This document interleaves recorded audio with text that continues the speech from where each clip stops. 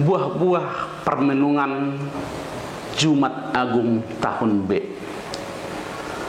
Bacaan pertama diambil dari kitab Yesaya bab 52 ayat 13, dilanjutkan bab 53 ayat 12. Bacaan kedua surat kepada Ibrani bab 4 ayat 14 sampai 16, dilanjutkan bab 5 ayat 7 sampai 9. Injil diambil dari Yohanes 18 ayat 1 sampai 19. Kematian yang menghidupkan. Setiap tahun kita memasuki dan memaknai hari Jumat Agung. Memasuki Jumat Agung berarti kita memasuki kematian Yesus. Kematian seorang yang bukan karena kelemahannya, tetapi karena ketaatannya pada Bapa di surga.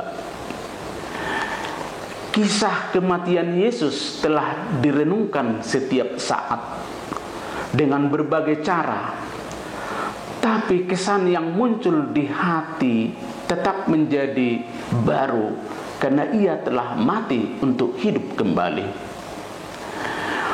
Jumat Agung bukan hanya semata tentang kesedihan dan kedukaan tentang kematian Yesus, melainkan tentang kehidupan kekal yang diawalinya.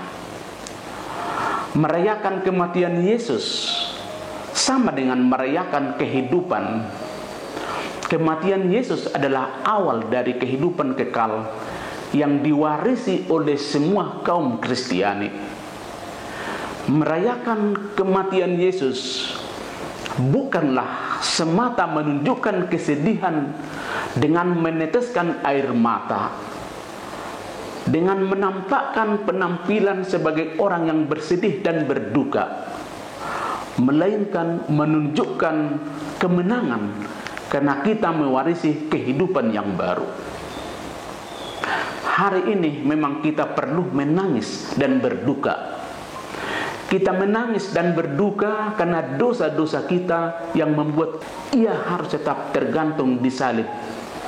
Tapi permenungan kita tidak selamanya tentang sebuah peristiwa kematian, melainkan tentang kehidupan. Kematian akan menanti kita. Suatu waktu kiranya menjadi sesuatu yang pasti bagi kita semua. Dan tidak ada seorang manusia pun yang bisa mengelaknya.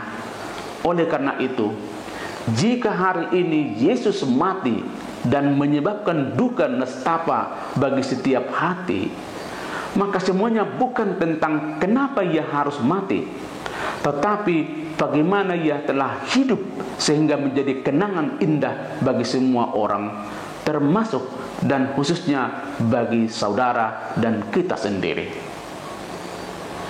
Jangan pernah lenyap berpikir tentang bagaimana caranya kita akan mati, tetapi tanyakanlah kepada diri sendiri bagaimana kita ikut serta meraih kehidupan kekal yang sudah diperjuangkan oleh Yesus dengan darahnya.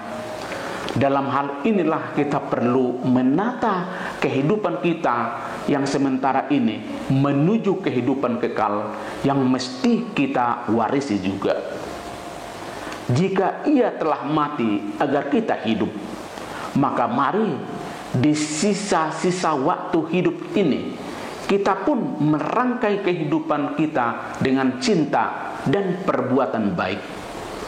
Semuanya itu lakukan bukan demi mencapai sebuah kenangan belaka dalam hati dan pikiran generasi yang akan datang, tetapi demi keselamatan kita sendiri. Ingatlah bahwa ia telah mati untuk kita, maka hendaklah kita hidup bukan saja untuk diri kita sendiri, melainkan juga untuk orang lain. Semoga kita semua ikut serta meraih kehidupan di balik kematian Yesus, dan semoga kita semakin sanggup berbagi kehidupan.